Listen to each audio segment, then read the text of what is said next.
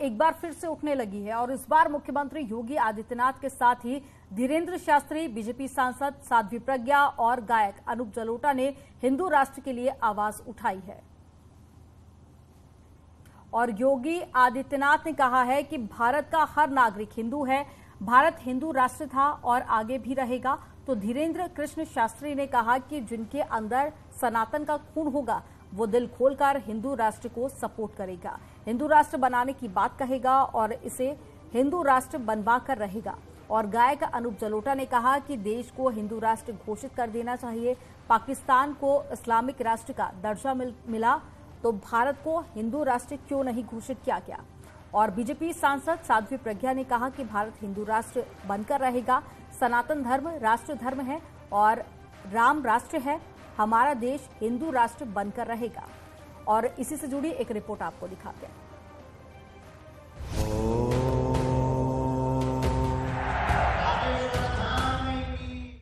हिंदू राष्ट्र वाली पिक्चर का ट्रेलर रिलीज हो गया है और इसके किरदार सीएम योगी से लेकर बागेश्वर धाम के पुजारी धीरेन्द्र शास्त्री हैं। सनातन को धर्म राष्ट्र कहने वाले मुख्यमंत्री योगी ने खुलकर कह दिया कि भारत हिंदू राष्ट्र है। सीएम ने ट्वीट में लिखा, भारत हिंदू राष्ट्र है क्योंकि भारत का हर नागरिक हिंदू है। भारत हिंदू राष्ट्र था, है और आगे भी रहेगा। और हिंदू राष्ट्र वाली ये आवाज अब देश के कोने कोने से उठने लगी है। अब तक सनातन धर्म को केवल तर्क के आधार पर सिद्ध किया जाता था।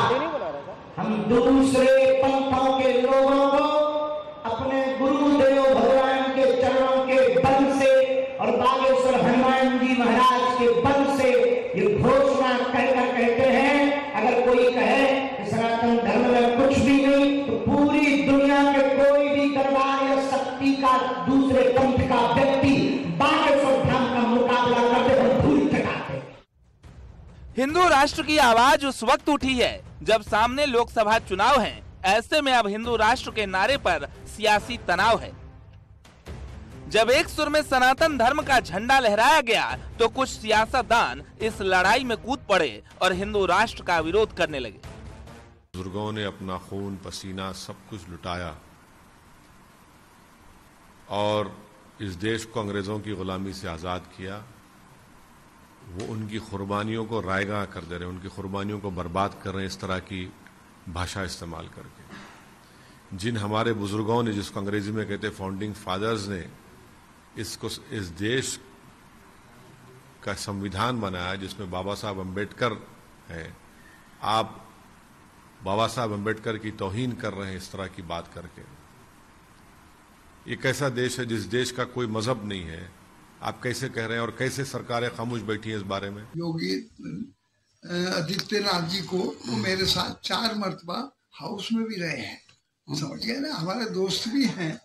लेकिन साथ साथ इसके जो ये बात कह रहे हैं वो ये बात गलत कह रहे हैं। ये भारत न हिंदू राष्ट्र था, न है और न रहेगा, ये मेरा कहना है। एक तरफ सीएम योगी और धीरेन्द्र शास्त्री तो दूसरी तरफ ओवैसी और बर्क हैं। एक हिंदू राष्ट्र के पक्ष में तो दूसरा हिंदू राष्ट्र के विरोध में।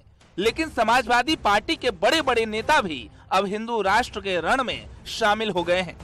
समाजवादी पार्टी के राष्ट्रीय महासचिव राम गोपाल यादव ने हिंदू राष्ट्र के सवाल पर तंज कसा और कहा कि भारत जैसा पहले था वैसा ही रहेगा।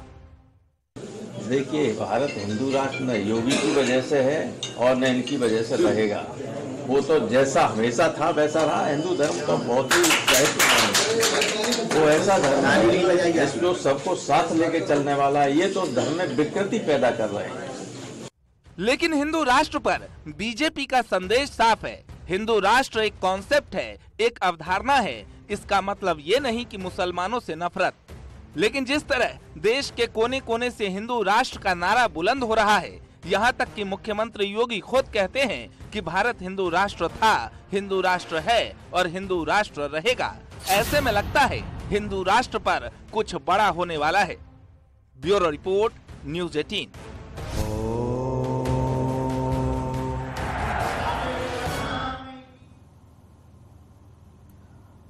रामचरितमानस की लड़ाई में अब हाथापाई की नौबत भी आ गई है। लखनऊ में एक कार्यक्रम के दौरान हनुमानगढ़ी के संत राजूदास और समाजवादी पार्टी के नेता स्वामी प्रसाद मौर्य और उनके समर्थकों के बीच में हाथापाई हो गई।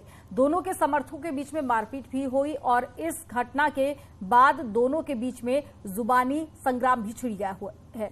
इसी से जुड़ी एक रिपोर्ट आपको दिखाते हैं।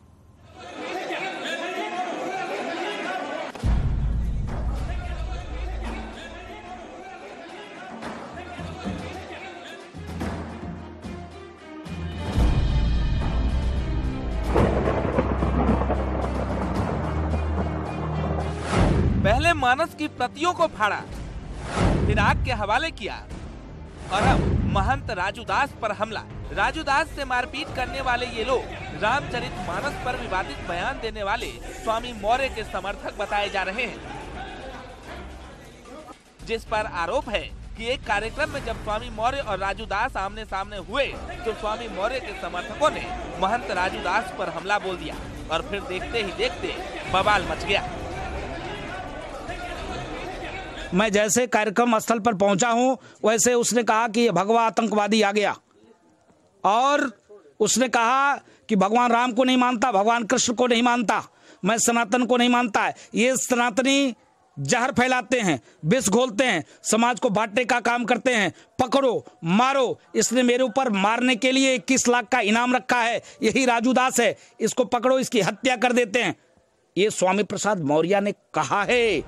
महंत राजूदास का आरोप है कि स्वामी मौर्य के इशारे पर उनके समर्थकों ने मारपीट शुरू कर दी और फिर तनाव का माहौल हो गया। घटना के बाद राजूदास ने स्वामी मौर्य के खिलाफ सीएम योगी से सख्त कार्रवाई की मांग की है और उन्होंने पुलिस से भी शिकायत की है, जिसके बाद से स्वामी मौर्य और राजूदास आमने सामने आ गए। ये दुखद घटना है जिस प्रकार से स्वामी प्रसाद मौर्य सनातन धर्म संस्कृति पे हमला कर रहे हैं, साधु संतों को गाली दे रहे हैं, रामचरितमानस को गाली दे रहे हैं, रामचरितमानस जलाने की बार बार धमकी दे रहे हैं, रामचरितमानस को बैन करने की धमकी दे रहे हैं। ये दुखद है, निंदनीय है और मैं 100 करोड़ सनातन प्रेमी के तरफ से बैठकर ये बात को रख रहा हूं। एक वर्ग विशेष के लोग मेरे पीछे हत्या की साजिश में लग गए। कोई मेरा सिर काटने के लिए 21 लाख तो कोई 51 लाख की सुपारी दे रहा है। कोई जीभ काटने के लिए 5 लाख तो कोई 11 लाख की सुपारी दे रहा है। कोई हाथ काटने के लिए, कोई कान काटने के लिए, कोई नाक काटने के लिए और कोई हत्या करने की बात कर रहा है। और चलिए यहाँ पर रुकेंगे एक छोटे से ब्रेक के लिए। खबरों का सिलसिला आगे भी जारी रहेगा।